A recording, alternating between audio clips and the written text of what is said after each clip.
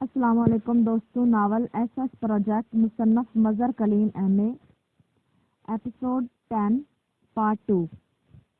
تم عمران کو نہیں جانتے، تم بیلون کی بات کر رہے ہو۔ اگر مجھے اطلاع ملتی کہ بغیر کسی مشین سے وہ پرندوں کی طرح اڑتا ہوا یہاں پہنچ رہا ہے تو میں اس پر بھی فوراً یقین کر لیتا۔ وہ کام جنہیں ہم ناممکن سمجھتے ہیں وہ اپنی شیطانی ذہانت کی بنیاد پر انہیں ممکن بنا لیتا ہے۔ اس لیے اگر عمران نے بیلون کی مدد سے آنے کا فیصلہ کیا تو پھر لازماً یہاں پہنچے گا۔ اس لیے تم بجائے سوچنے کے فوراً اس قسم کا بندوبست کرو کہ جیسے بیلون وادی وارنگ میں پہنچے تم اسے فضا میں ہی ہٹ کر دو۔ شاگل نے ناخوشگوار لہجے میں کہا، یس سر، لیکن اب جلد ہی رات پڑنے والی ہے۔ رات کو تو بیلون آئے گا نہیں، وہ کل ہی آئے گا، آپ فکر نہ کریں، میں اسے آسانی سے چیک بھی کر لوں گا اور اسے تباہ بھی کروں گا، میجر کرشن نے جواب دیا۔ اور اگر رات کو یہاں پہنچ گئے تو پھر شاگل نے ہونٹ کھینچتے ہوئے کہا، ٹھیک ہے جنرل، میں اسپیشل لیزر مشینری آن کر دیتا ہوں، اگر رات کو بھی وہ لوگ آئے تو چیک کر لیے جائیں گے۔ میجر کرشن نے ایک طویل سانس لیتے ہوئے کہا اور شاگل نے اس بات میں سر ہلا دیا۔ میجر کرشن نے سامنے پڑے ونٹر کام کا ریسیور اٹھایا اور ایک بٹن پریس کر دیا۔ کیپٹن، میجر کرشن بول رہا ہوں، اسپیشل ریز مشینری آن کرا دو اور اس کا رخ جنوب کی طرف وادی روکنڈی کی طرف فکس کر دو۔ دشمن ایجنٹ پروجیکٹ کو تباہ کرنے کے لیے وادی روکنڈی سے کسی بیلون کی مدد سے وادی وارنگ پہنچنا چاہتے ہیں، ہم نے انہیں چیک کرنا ہے، میجر کرشن نے تیز لہجے میں کہا۔ یس سر، دوسری طرف سے مدبانہ لہجے میں کہا گیا۔ میجر کرشن نے ریسیور رکھ دیا۔ اب جیسے یہ بیلون وادی وارنگ کی حدود میں داخل ہوگا ہمیں اطلاع مل جائے گی اور جیسے اطلاع ملے گی ہم یہاں بیٹھے بیٹھے ایک بٹن دبا کر اس بیلون کو میزائل سے ہٹ کر دیں گے۔ میجر کرشن نے ریسیور رکھ کر شاگل سے مخاطب ہو کر کہا، گڈ، لیکن کیا یہ تمہاری مشین رات کو کام کرتی ہے؟ مجھے یقین ہے کہ وہ لوگ رات کو یہاں پہنچنے کی کوشش کریں گے، شاگل نے کہا۔ یس سر، ان ریز کے لیے دن رات میں کوئی فرق نہیں ہے، میجر کرشن نے جواب دیا اور شاگل نے اطمینان بھرے انداز میں سر ہلا دیا۔ میں تمہیں ایک فریکوینسی بتاتا ہوں، اس فریکوینسی پر میجر ارجن سے بات میری کرو۔ شاگل نے چند لمحے خاموش رہنے کے بعد کہا، میجر ارجن؟ میجر کرشن نے چونک کر پوچھا۔ درس شاہروخ کے پاس ایک خفیہ اڈے کا انچارج ہے، میرے ساتھی وہی ہیں، شاگل نے کہا اور اس کے ساتھ ہی اس نے فریکوینسی بتانی شروع کر دی۔ میجر کرشن نے لانگ رینج ٹرانسمیٹر پر فریکوینسی ایڈجسٹ کر کے ٹرانسمیٹر شاگل کے سامنے میز پر رکھ دیا۔ شاگل نے بٹن دبایا اور کال دینا شروع کر دی۔ Hello, chief of Kafiristan secret service, Shagal calling. Major Arjun, Shagal کا لہجہ تحکمانہ تھا۔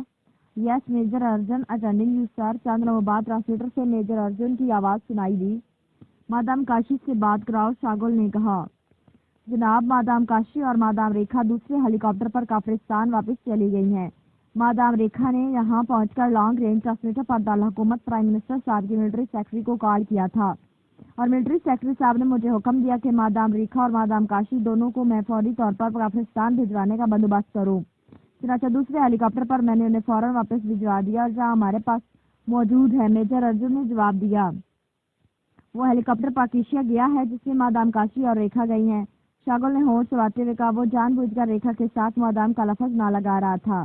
نو سر، ابھی تک واپسی نہیں ہوئی، میجر ارجن نے جواب دیتے ہوئے کہا۔ سنو، تمہارا ہیلی کاپٹر جو میں لے کر گیا تھا وہ درس شاہروخ کے قریب وادی میں موجود ہے، اسے وہاں سے منگوا لو، پھر میرے چاروں ساتھیوں کو بھی واپس دارالحکومت بھجوا دو، شاگل نے کہا۔ یس سر، دوسری طرف سے جواب دیا گیا اور اوور اینڈ آل کہہ کر ٹرانسمیٹر آف کر دیا۔ ریکھا کے پاس دارالحکومت جانے پر اس کے ذہن میں یہ اندیشہ کلبلانے لگا کہ وہ ضرور پرائم منسٹر کے پاس جا کر اس سے شکایت کرے گی اور وہ اچھی طرح جانتا تھا کہ پرائم منسٹر جو پہلے ہی اس سے خار کھاتا ہے اس کے خلاف کوئی سخت ایکشن لینے سے دریغ نہ کرے گا۔ کیا بات ہے جناب، آپ پریشان نظر آنے لگے ہیں، میجر کرشن نے مدوانہ لہجے میں کہا۔ ایک اور فریکوینسی ایڈجسٹ کرو، یہ صدر مملکت کی مخصوص فریکوینسی ہے، مجھے صدر صاحب سے بات کرنی ہے، شاگل نے کہا۔ تو میجر کرشن اس بات پر چونک پڑا، اس کے چہرے پر بے یقینی کے تاثرات ابھر آئے۔ صدر صاحب سے اس طرح؟ کیا کوئی ضروری کام ہے؟ میجر کرشن نے حیرت بھرے لہجے میں کہا۔ میجر کرشن، میں سیکرٹ سروس کا چیف ہوں، سمجھے، شاگل نے فاخرانہ لہجے میں کہا۔ یس سر، فریکوینسی بتائیے سر، میجر کرشن نے جلدی سے کہا اور پھر شاگل کے بتانے پر اس نے فریکوینسی ایڈجسٹ کر دی۔ میجر کرشن، کیا اپنے ساتھیوں کے ساتھ یہاں سے باہر جا سکتے ہیں؟ کیا میں نے صدر صاحب سے سیکرٹ بات کرنی ہے؟ شاگل نے کہا۔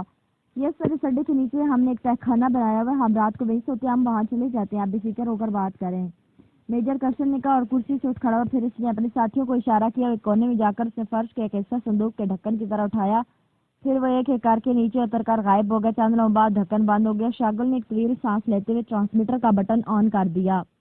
Hello hello chief of secret service Shagal calling. Shagal نے بار بار کال دینا شروع کر دی۔ یس پریزیڈنٹ سیکورٹی۔ چند لمحوں بعد ٹرانسمیٹر سے ایک آواز سنائی دی۔ صدر صاحب سے فوری بات کراؤ، اٹ از ایمرجنسی۔ شاگل نے کہا یس سر۔ دوسری طرف سے کہا گیا۔ پھر چند لمحوں کی خاموشی کے بعد صدر کی باوقار آواز سنائی دی۔ مسٹر شاگل کیا بات ہے؟ کیوں اسپیشل ٹرانسلیٹر پر کال کیا ہے؟ صدر کے لہجے میں حیرت تھی اور جواب میں شاگل نے انہیں وادی وارنگ میں تکمیل پذیر پروجیکٹ کو تباہ کرنے کی باکیفیت سیکرٹ سروس کی کوشش اور اس کے خلاف اپنی جدوجہد کی تفصیل اپنی طرف سے کچھ زیادہ ہی کر دی۔ اوہ گڈ، مجھے پرائم منسٹر صاحب نے اس کی فائل بھجوائی تھی مگر مصروفیت کی وجہ سے میں اسے دیکھ نہ سکا، لیکن کال کی وجہ دوسری طرف سے صدر نے جواب دیتے کہا اور شاگل نے اس بار ریکھا کے ساتھ ہونے والی جھڑپ کو اس انداز میں بتایا کہ سراسر قصور ریکھا کا ہی نکلتا تھا۔ سر اب ریکھا دارالحکومت چلی گئی ہے، یقیناً وہ پرائم منسٹر صاحب سے میری شکایت کرے گی اور آپ سمجھتے ہیں جناب کہ یہ کس قدر اہم اور طویل مشن ہے۔ اگر پرائم منسٹر صاحب نے میرے خلاف کوئی ایکشن لیا تو پھر یقینی طور پر یہ مشن ختم ہو جائے گا۔ اس نے اس لیے آپ کو کال کیا ہے کہ اگر پرائم منسٹر صاحب اس سلسلے میں آپ سے بات کریں تو آپ انہیں اس مشن کی تکمیل تک روکے رکھیں کہ کوئی ایکشن نہ لے۔ بعد میں چاہے قصور میرا نہ بھی ہو تو میں بھی مادام ریکھا سے معافی مانگ لوں گا کیونکہ بہرحال وہ خاتون ہے۔ شاگل نے کہا ٹھیک ہے تم بے فکر ہو کر کام کرو، میں پرائم منسٹر صاحب کو سمجھا لوں گا، صدر نے کہا اور شاگل نے ان کا شکریہ ادا کر کے ٹرانسلیٹر آف کر دیا۔ ان کے سر پر اطمینان کے تاثرات تھے۔ پھر وہ کرسی سے اٹھا اور اس طرف کو بڑھ گیا جدھر نیچے تہہ خانے میں جانے والا راستہ تھا۔ اس نے ڈھکن اٹھا کر میجر کرشن کو اوپر آنے کا کہا اور خود واپس آ کر کرسی پر بیٹھ گیا۔ آپ تھکے ہوئے ہوں گے جناب، اس لیے آپ تہہ خانے میں آرام کریں، وہاں شراب بھی موجود ہے اور گرم بستر بھی۔ اگر کوئی بات ہوئی تو میں آپ کو بتا دوں گا، میجر کرشن نے اوپر آتے ہوئے کہا اور شاگل نے اس بات میں سر ہلا دیا۔ تہہ خانہ بھی خاصا بڑا تھا، وہ آرام دہ بستر بھی موجود تھے اور شاگل کی پسندیدہ شراب بھی، اور چونکہ وہ مسلسل بھاگ دوڑ اور ذہنی دباؤ کی وجہ سے خاصا تھک گیا تھا اس لیے چند جام شراب پینے کے بعد وہ بستر میں سو گیا۔ تھوڑی دیر بعد اس کے خراٹوں سے تہہ خانہ گونجنے لگا، جناب جناب اٹھیے۔ بیلون کو ہٹ کر دیا گیا۔ اچانک کسی نے شاگل کو جھنجھوڑتے ہوئے کہا اور شاگل بے اختیار ہڑبڑا کر اٹھ بیٹھا۔ کیا ہوا کیا ہوا؟ شاگل نے کہا جناب ہم نے اس بیلون کو میزائل مار کر ہٹ کر دیا ہے۔ میجر صاحب نے کہا کہ آپ کو اطلاع کر دی جائے۔ اس کے پاس کھڑے میجر کرشن کے آدمی نے مدبانہ لہجے میں کہا اور شاگل بے اختیار اچھل پڑا۔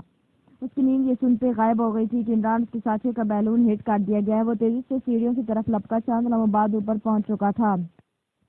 جناب اسپیشل ریس سے اس بیلون کے پرخچے اڑا دیے گئے۔ انتہائی حیرت انگیز طور پر اس طوفانی ہوا میں اڑا چلا آ رہا تھا۔ پھر میرے کہنے پر اسے اسپیشل میزائل کا نشانہ بنایا گیا اور بیلون میزائل لگنے سے پھٹ گیا اور اس کے نتیجے میں نیچے موجود کیبن کسی بھاری چٹان کی طرح نیچے پہاڑوں پر گرا اور پرزے پرزے ہو گیا۔ آپ باقی درست کہتے تھے کہ وہ رات کو بھی تو آ سکتے ہیں، میجر کرشن نے وہاں پہنچتی تیز لہجے میں کہا۔ پوری تفصیل بتاؤ، ایک ایک لمحے کی روداد۔ شاگل نے کرسی پر بیٹھ کے کہا پھر سر آپ اس کی فلم دیکھ لیں، میجر کرشن نے جواب دیا اور شاگل چونک پڑا۔ فلم بھی تم نے بنا لی؟ ویری گڈ، شاگل نے مسرت لہجے میں کہا۔ یس سر، یہاں ریکشن کی باقاعدہ فلم بنائی جاتی ہے ریکارڈ کے لیے، میجر کرشن نے جواب دیا۔ پھر اس نے اپنے ایک آدمی کو فلم آپریٹ کرنے کے لیے کہا۔ چند لمحوں بعد ایک مشین کی سکرین روشن ہوئی اور اس پر بیرونی فضا کی دھندلی تصویر نظر آنے لگی۔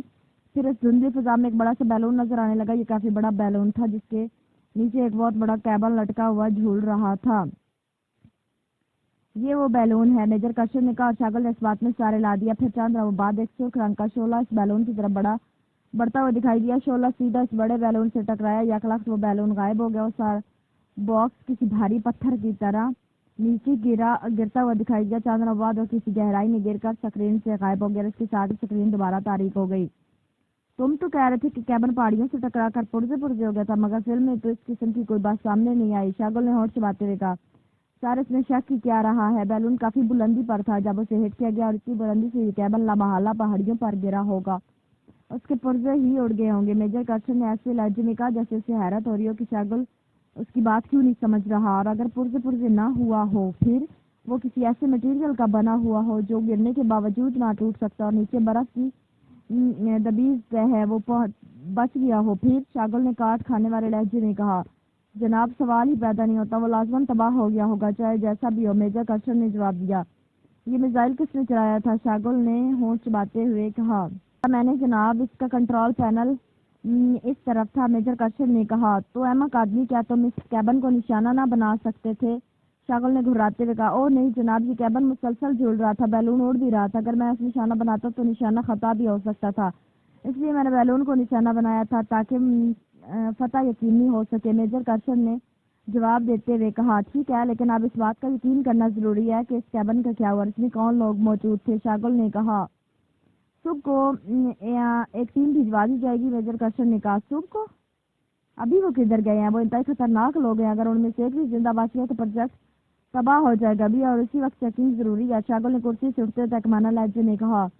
سارے وقت تو بے حد مشکل ہوگا، باعث سخت اندھیرا ہے۔ میجر کرشن نے اس کے جاتے ہوئے کہا۔ کچھ بھی ہو، ابھی اور اسی وقت ان کا پتہ کرنا ہے تاکہ اگر وہ زندہ ہے تو انہیں گولی ماری جا سکے۔ شاگل نے تیز لہجے میں کہا۔ یس سر، آپ حکم کریں، لیکن اس کے لیے مجھے خصوصی طور پر مخصوص ٹرانسپورٹ کا بندوبست کرنا ہوگا اور اس میں 1 گھنٹہ لگ جائے گا۔ کیا آپ بھی ساتھ چلیں گے؟ میجر کرشن نے کہا۔ نہیں، میں یہاں سے چیکنگ کروں گا، تمہارے آدمی جائیں گے، میں ہدایات دیتا رہوں گا، شاگل نے کہا۔ میجر کرشن نے اس بات میں سر ہلا دیا۔ عمران صاحب اچانک عمران کے منجمد احساسات سے ایک آواز ٹکرائی اور عمران کو یوں محسوس ہوا جیسے اس کے اعصاب بیدار ہونے لگ گئے ہیں۔ ذہن پر تاریک چادر آہستہ آہستہ سرکتی جا رہی تھی۔ عمران صاحب ہوش میں آئیے، ہم انتہائی خطرناک پوزیشن میں ہیں۔ اس بار عمران نے صفدر کی آواز کو شناخت کر لیا اور اس کے ساتھ ہی اس کی آنکھیں ایک جھٹکے سے کھل گئی اور اس کا شعور پوری طرح بیدار ہو گیا۔ صفدر نے اسے جھنجھوڑتے ہوئے کہا۔ میں بس تم تو میری باقی اور ماندہ سالم ہڈیاں بھی توڑ ڈالو گے، عمران نے کہا اور اس کے ساتھ ہی اٹھ کر بیٹھ گیا۔ شکر ہے آپ کو ہوش تو آیا، سامنے کھڑے صفدر نے ایک طویل سانس لیتے ہوئے کہا اور عمران بے اختیار ادھر ادھر دیکھنا شروع کر دیا۔ دوسرے لمحے یہ دیکھ کر بری طرح چونک پڑا کہ وہ ایک گھر میں تھا جہاں اس کے ساتھی بھی موجود تھے، لیکن وہ سب بے حس حرکت پڑے تھے۔ اوہ، کوئی گڑبڑ تو نہیں ہے؟ سب خیریت ہے نا؟ عمران نے اٹھ کر کھڑے ہوتے کہا۔ جی ہاں، خدا کا شکر ہے کہ معمولی زخموں کے علاوہ کوئی بڑی چوٹ نہیں آئی۔ کیبن لڑک گیا تھا تو گہرائی میں گرا تھا، میں ہوش میں رہا تھا جب کیبن رکا تو وہ ٹوٹ چکا تھا کیونکہ سردی باہر بہت تھی۔ میں باہر نکلا تو اتفاق سے اس گھر کا دہانہ مجھے نظر آ گیا تھا۔ آنے پر تو برف ہے لیکن اندر کافی لمبی سرنگ کے بعد گھر آ گیا۔ میں سب ساتھیوں کو اٹھا کر باری باری اندر لے آیا اور آپ کو ہوش میں لانے کی کوشش شروع کر دی۔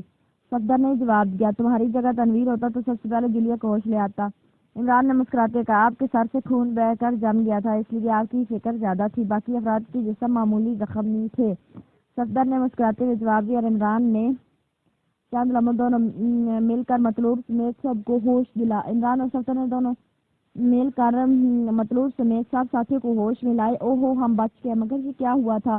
مطلوب نے ہوش میں آتے کہا۔ بیلون کو میزائل سے پھاڑ دیا گیا اور کیبن نیچے آ گرا، وہ لڑکتا ہوا گہرائی میں جا رکا، ٹوٹ پھوٹ کی ہو گئی۔ صفدر شاید مجھے سے بھی زیادہ ڈھیٹ مٹی کا بنا ہوا ہے کہ وہ ہوش میں رہا اور اس نے یہ غار ٹریس کر لیا اور ہمیں وہاں سے یہاں پہنچا دیا، عمران نے وضاحت کرتے ہوئے کہا۔ او ہو، میرا بیلون ختم ہو گیا، مطلوب کا چہرہ صدمے سے یک لخت زرد ہو گیا۔ فکر مت کرو مطلوب، اس مشن کے بعد میں تمہیں اس سے بھی جدید بیلون مہیا کر دوں گا، عمران نے جواب دیتے ہوئے کہا۔ مشن؟ ہاں، مشن مکمل ہونا چاہیے ورنہ پوری وادی مشکبار میں چلنے والی تحریک ختم ہو جائے گی، ٹھیک ہے؟ اب مجھے بیلون کی کوئی فکر نہیں، مشکبار کے لیے میں اس جیسے ہزاروں بیلون قربان کر سکتا ہوں، مطلوب نے کہا۔ اس کا ہلدی کی طرح زرد پڑا ہوا چہرہ دوبارہ سرخ ہو گیا تھا۔ گڈ، میں تمہارے سچے جذبے کا قدردان ہوں۔ اب تم اٹھو، ہم نے اب اس غار کو تلاش کرنا ہے جہاں ہم نے خود بیلون جہاں تم بیلون چھپاتے تاکہ ہم وہاں پہنچ کر اطمینان سے مشن کی تکمیل کر کے منصوبہ بندی کر سکے۔ وہ لوگ صرف بیلون تباہ کر کے نہ بیٹھ جائیں گے بلکہ وہ لازماً چیکنگ کے لیے یہاں آئیں گے، عمران نے کہا۔ مطلوب سر ہلاتا ہوا اٹھ کھڑا ہو گیا، باقی ساتھی بھی اٹھ کھڑے ہوئے، پھر ایک ایک کر کے وہ اس گھر سے باہر آ گیا۔ چونکہ بیلون کی روانگی سے پہلے وہ مطلوب کے دیے ہوئے وہ مخصوص کیپسول کھا چکے تھے، اس لیے اس قدر بے پناہ سردی کے باوجود وہ اپنے آپ کو نارمل محسوس کر رہے تھے۔ ہمیں پہلے کیبن میں جانا ہے، وہاں ہمارا سامان ہے، اگر وہ سامان نہ مل سکا تو پھر یہ پروجیکٹ کیسے ہوگا، عمران نے کہا اور سب نے سارے لا دیے۔ کیبن تھوڑی دور موجود تھا اس لیے وہ آسانی سے اس میں پہنچ گیا، ان کا سامان محفوظ تھا۔ چند لمحوں بعد وہ سارا سامان اپنے اوپر لادے کیبن سے باہر آ گئے۔ گھر یہاں قریب ہی آئیے، میں جگہ سمجھ گیا ہوں، مطلوب نے اندھیرے میں دیکھ کر کافی دیر تک ادھر ادھر دیکھنے کے بعد کہا۔ کمال ہے، تمہاری آنکھوں میں شاید بلی کی آنکھیں فٹ ہے، جس قدر اندھیرے میں بھی تم ماحول کو اتنی جلدی پہچان گئے، عمران نے مسکراتے ہوئے کہا۔ تو مطلوب بے اختیار ہنس پڑا۔ عمران صاحب، یہاں کا ایک ایک چپا میرا دیکھ حوالہ، آپ اندھیرے کی بات کر رہے ہیں، آنکھیں بند کر کے بھی یہاں سے اس گھر تک پہنچ سکتا ہوں، مطلوب نے کہا اور عمران نے سر ہلا دیا اور پھر مطلوب نے واقعی भटके लोगों को 19 घंटे के सफर के बाद उन्हें इस घाट तक पहुंचा दिया। इमरान ने देखा कि जिस जगह कैबन नीचे गिरकर बर्फ से टकराया था, ये गार उससे थोड़े फासले पर मौजूद था। उन्हें ये वक्त सिर्फ गहराई से ऊपर आने में लगा था। गार काफी कुशादा था, इसके अंदर वाकई जरूरत का सब सामान मौजूद था। वो कैप्सूलों के डब्बे तो वहीं कैबन में ही रह गए, उनके बगैर तो हम यहाँ जिंदा भी न रह सकेंगे। अचानक मतलूब ने चौंक कर कहा। तो उसकी बात सुनकर इमरान समेत सब चौंक पड़े। वाकई उनका ख्याल नहीं आया था। इमरान ने कहा, मैं ले आता हूँ, आप बैठे। मतलूब ने कहा और एक बार फिर बाहर की तरफ लपक पड़ा।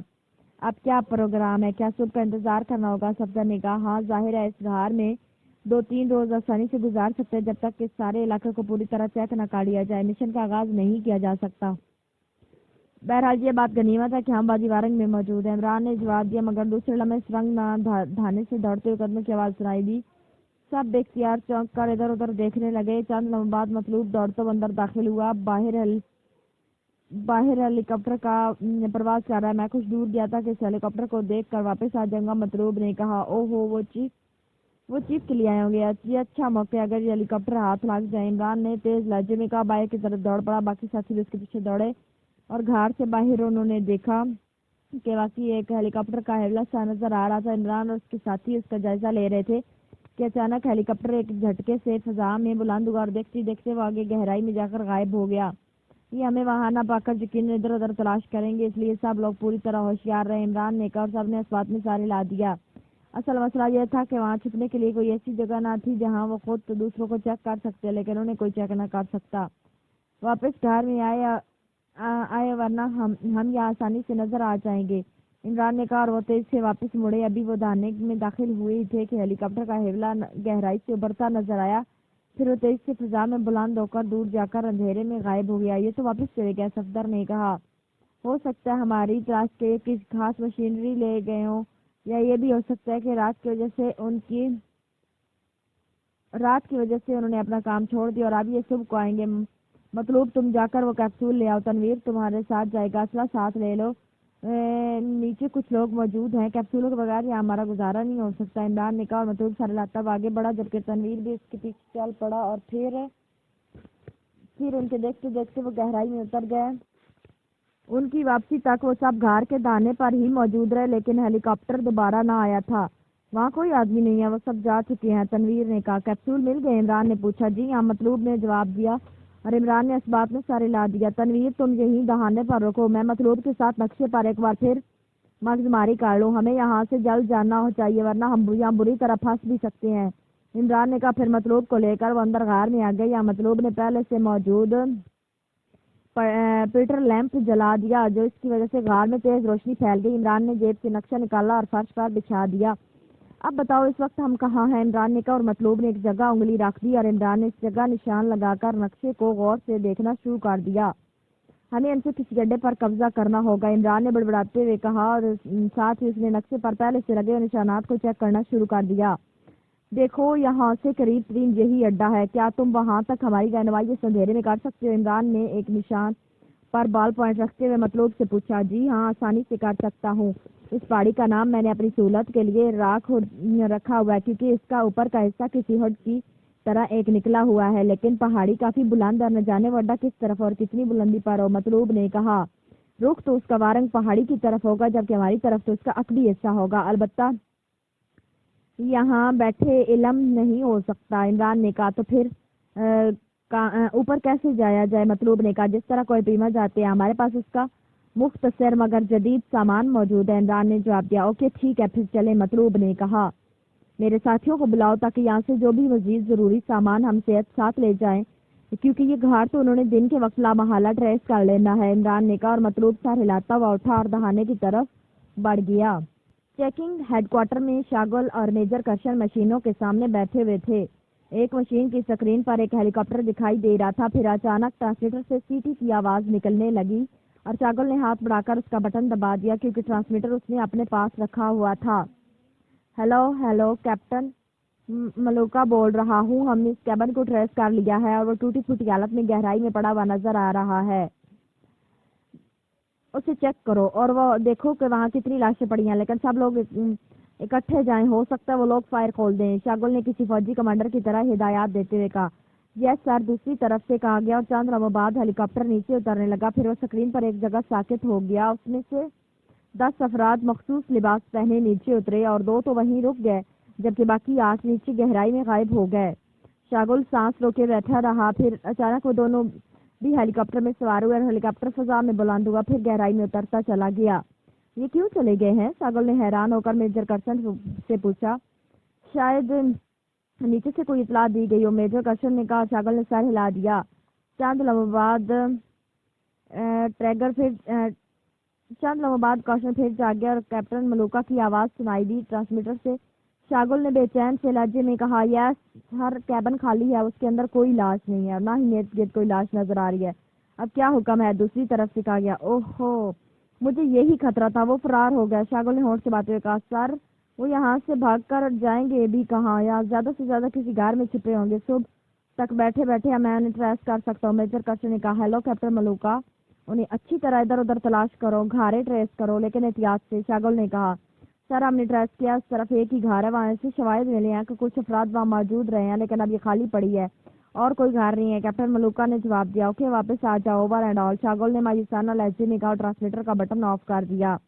काश तुम इस कैबिन को मिसाइल मार देते तो ये नतीजा ना निकलता। अब न जाने वो कहाँ जाएंगे। शागुल ने घुराते हुए कहा। सर, मैंने आपको बताया था कि आपने भी फिल्म में देखा होगा कि कैबिन का निशाना बनाना मुश्किल था और मेरे तस्वर में भी ना था कि इस कदर बुलंदी से कैबिन की गिरने के बावजूद ये लोग जिंदा बच जाएंगे। बहरहाल आप बेफिक्र रहें, वो किसी न किसी वक्त तो गार से निकलेंगे। सुबह को हम पूरी वादी को चेकिंग रेंज में ले आएंगे और बस पर फिसलता हुआ कीड़ा भी हमारी नजरों से ना छुप सकेगा और ये हम यहाँ बैठे बैठे सिर्फ एक बटन दबाकर उन पर मौत वारद कर सकेंगे। मेजर कर्सन ने तफसील से बात करते हुए शागुल को हौसला दिलाया। ठीक है, बहरहाल, शागुल ने होश से बातें कहा और मेजर कर्सन ने हेलीकॉप्टर को फिजा में उड़ते देखकर मशीन ऑफ कर दी। आखिरकार ये लोग वादी वारंग में पहुंचने में कामयाब हो ही गए, हालांकि हमने उनका रास्ता रोकने की बेहद कोशिश की थी। शागुल ने बड़बड़ाते हुए कहा और वाकई ज़हनी तौर पर बेहद उलझा हुआ था। आप बेफिक्र हैं जनाब, वो अगर पहुंच भी गए तो मौत ही उन्हें यहाँ ले आई है। मेजर कर्सन ने कहा और शागुल कुर्सी से उठकर खड़ा हो गया।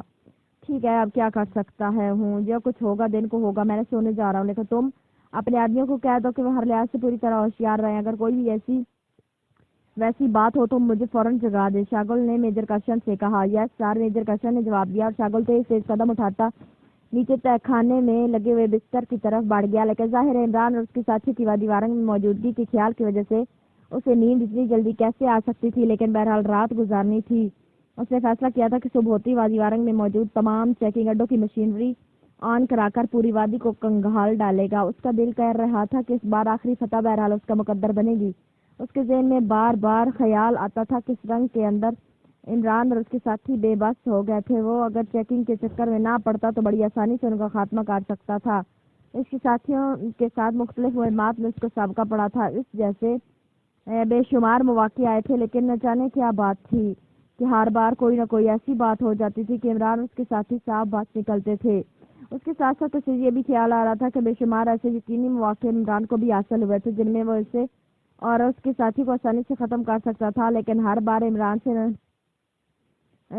बचने की बजाय मरने की बजाय उसे बचाने के लिए जद्दोजहद करता था। वो इस बारे में जितना भी सोचता उससे यही महसूस होता कि इमरान का मकसद दरअसल मिशन में कामयाबी होता है, जबकि शागुल का मिशन ही इमरान और उसके साथियों का खात्मा होता है। ऐसी मुख्तलिफ बातें सोचते सोचते आखिरकार वो सो ही गई और एक बार फिर उसकी आंख खुली तो उससे कोई आदमी बुरी तरह झंझोड़ रहा था। क्या क्या है, कौन हो तुम?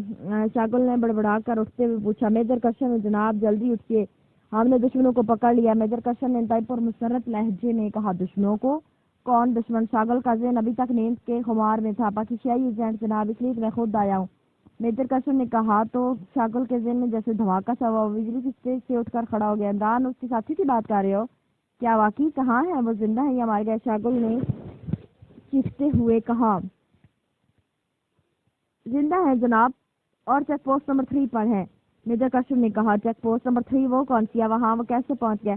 शागुल ने कुछ न समझने वाले लहजे में कहा। आप ऊपर तो आइए, फिर तफसील बताता हूँ, मेजर कर्सन ने कहा और शागुल सारे हिलाता हुआ तेजी से सीढ़ियों की तरफ लपका। 4 लम्हों बाद वो दोनों ऊपर मशीन रूम में पहुंच चुके थे। बताओ, जल्दी बताओ, पूरी तफसील बताओ, शागुल ने इंतहाई बेचैन लहजे में कहा। जनाब आप इत्मीनान से कुर्सी पर बैठ जाएं, इस वक्त बेबस हूँ, ہم سب آپ کے انتظار میں، آپ کے حکم کے انتظار میں ہیں۔ میجر کرشن نے مسکراتے کہا، پھر وہی تمہید، پھر وہی فضول باتیں، نان سینس۔ میں کہہ رہا ہوں اصل بات بتاؤ، تم فضول باتیں کیے چلے جا رہے۔ شاگل نے غصے سے چیختے کہا، جناب چیک پوسٹ نمبر 3 سے پچھلی رات مجھے اطلاع ملی کہ ان کی ایک مشینری میں ایک عورت اور 5 مردوں کو اس پہاڑی پر چڑھتے ہوئے چیک کیا گیا جس پر چیک پوسٹ قائم ہے۔ وہ بے حد حیران ہوئے، لیکن ان کے پاس ایسے آلات نہ تھے کہ وہ اس پہاڑی کی اصلی طرف فائر کھول سکتی۔ چوٹی پر موجود میزائل دور تک فائر ہو سکتے تھے، اس لیے وہ انتظار کرتے رہے۔ پھر یہ لوگ سامنے کے رخ پر آئے، انہوں نے چیک پوسٹ پر حملہ کر دیا، لیکن وہ لوگ چکے پہلے سے تیار تھے، اس لیے انہوں نے بے ہوش کر دینے والی گیس کا فائر ان پر کھول دیا۔ وہ سب کیڑے مکوڑوں کی طرح وہیں گر گئے، چنانچہ انہیں باندھ لیا گیا۔ چونکہ وہ سب کافرستانی فوج کی یونیفارم میں تھے اور شکل و صورت میں بھی کافرستانی ہی تھے، اس لیے انہیں گولی مارنے کے بجائے انہوں نے مجھے اطلاع دی۔ میں نے انہیں ہدایت کی کہ وہ انہیں اچھی طرح رکھیں، ان کے متعلق بعد میں فیصلہ ہوگا۔ اور پھر میں آپ کو جگانے کے لیے نیچے تہہ خانے میں آ گیا۔ اب آپ کا جیسے حکم۔ میجر کرشن نے تفصیل بتاتے ہوئے کہا، کیا تم انہیں بے ہوشی کے عالم میں یہی منگوا سکتے ہو؟ شاگل نے کہا، منگوایا تو جا سکتا ہے سر، لیکن یہ رولز ایسے ہوں گے کیونکہ یہ ہیڈ کوارٹر ہے جہاں اجنبی افراد کی موجودگی رولز کے خلاف ہے۔ میجر کرشن نے ہونٹ چباتے ہوئے کہا، اوہ ہاں، مجھے خیال نہیں رہا، رولز کی تو مجھے پرواہ نہیں، رولز تو جیسے چیف کہے وہی بناتا ہے۔ یہ واقعی ہیڈ کوارٹر ہے، یا ان کا داخل ہونا ممنوع ہے؟ ٹھیک ہے، مجھے وہاں لے چلو۔ شاگل نے کہا، نہیں، پہلے انہیں گولی مارنے کا حکم دے دیا جائے اور جب اس کی تصدیق ہو جائے تو ہم وہاں جائیں گے۔ پروجیکٹ کے معاملے میں کسی قسم کا رسک لینا دانش مندی نہیں ہے۔ میں صرف آپ کی وجہ سے خاموش ہوں، ورنہ میں ایسے معاملات میں گولی مارنے کا حکم پہلے صادر کرتا ہوں، دوسری بات بعد میں کرتا ہوں۔ میجر کرشن نے جواب دیا، تم درست کہہ رہے ہو، اس شناخت وغیرہ کے چکر میں پڑنے کی وجہ سے وہ بات جاتے ہیں۔ میری خواہش تھی کہ عمران کو اپنے ہاتھوں سے گولی ماروں، لیکن بہرحال ٹھیک ہے، اپنے ہاتھوں سے نہ صحیح اپنے حکم سے صحیح، بات تو ایک ہی ہے۔ شاگل نے ایک طویل سانس لیتے ہوئے کہا، پھر میں احکامات دے دوں؟ میجر کرشن نے کہا۔ شاگل نے اسباب میں سارے لا دیا۔ میجر کرشن نے ٹرانسلیٹر کا بٹن دبا دیا۔ Hello hello major Krishan calling. Major Krishan نے تیز لہجے میں کہا، yes captain Shakeel attending you. چند لمحوں بعد دوسری طرف سے آواز سنائی دی، کیپٹن ٹیک چند افراد وغیرہ کی پوزیشن کیا ہے؟ میجر کرشن نے تیز لہجے میں پوچھا، وہ بھی ہوش ہیں اور بندھے ہوئے ہیں۔ دوسری طرف سے کہا گیا، اوکے، ہم انہیں فوراً گولیوں سے اڑا دوں اور پھر میں کال کرتا ہوں، over and all, major Krishan نے کہا اور ٹرانسمیٹر آف کر دیا۔ شاگل ہونٹ نیچے خاموش بیٹھا رہا۔ اس وقت اس کی ذہنی حالت عجیب سی ہو رہی تھی۔ اسے یوں محسوس ہو رہا تھا جیسے میجر کرشن نے حکم عمران اور اس کے ساتھیوں کے خاتمے کا نہ دیا ہو، بلکہ کسی دوسرے آدمی کے بارے میں دیا۔ اسے کسی مسرت کا احساس نہ ہو رہا تھا، حالانکہ ایسے موقع پر وہ ہمیشہ دل میں بے پناہ جوش و خروش محسوس کرتا تھا۔ پھر تقریباً 5 منٹ بعد ٹرانسمیٹر جاگ اٹھا اور اس کے ساتھ ہی شاگل بھی اس طرح چونکا جیسے گہری نیند سے جاگا ہو۔ میجر کرشن نے جلدی سے ٹرانسمیٹر آن کر دیا۔ ہیلو ہیلو کیپٹن ٹیک کا چند کالنگ۔ دوسری طرف سے چیک پوسٹ انچارج کیپٹن ٹیک چندر کی آواز سنائی دی، یس میجر کرشن اٹینڈنگ یو، کیا رپورٹ ہے؟ میجر کرشن نے اسپاٹ لہجے میں پوچھا، آپ کے حکم کی تعمیل کر دی گئی ہے اور 5 افراد کو گولیوں سے چھلنی کر دیا گیا، اب ان کی لاشوں کا کیا کرنا ہے؟ چیک پوسٹ سے باہر پھینک دی جائیں۔ دوسری طرف سے کہا گیا، ہیلو ہیلو، میں چیف آف سیکرٹ سروس شاگل بول رہا ہوں، تمہیں یقین ہے کہ وہ واقعی مار چکی ہیں؟ یا کلاس شاگل نے چیخ کر کہا، یس مجھے یقین ہے، میں نے اپنے ہاتھوں سے ان پر گولیاں چلا دی ہیں اور وہ میرے سامنے ہی موت کی وادی میں اترے ہیں۔ دوسری طرف سے ٹیک چاند کی آواز سنائی دی، لاشوں کو وہیں رکھو، میں میجر کرشن کے ساتھ خود آ رہا ہوں، میں ان کی موت کی خود تصدیق کرنا چاہتا ہوں، اوور اینڈ آل۔ شاگل نے چیختے ہوئے کہا اور خود ہاتھ اٹھا کر اس نے ٹرانسمیٹر آف کر دیا۔ چلو اٹھو، ہمیں فوری وہاں جانا ہوگا۔ شاگل نے کرسی سے اٹھتے ہوئے کہا، یس سر، میجر کرشن نے کہا، اور کرسی سے اٹھ کر اس نے گھر میں موجود اپنے دوسرے ساتھیوں کو ہدایات دے دی۔ پھر وہ اس راستے کی طرف چل پڑا جو اس طرف جاتا تھا جہاں اس کا مخصوص ہیلی کاپٹر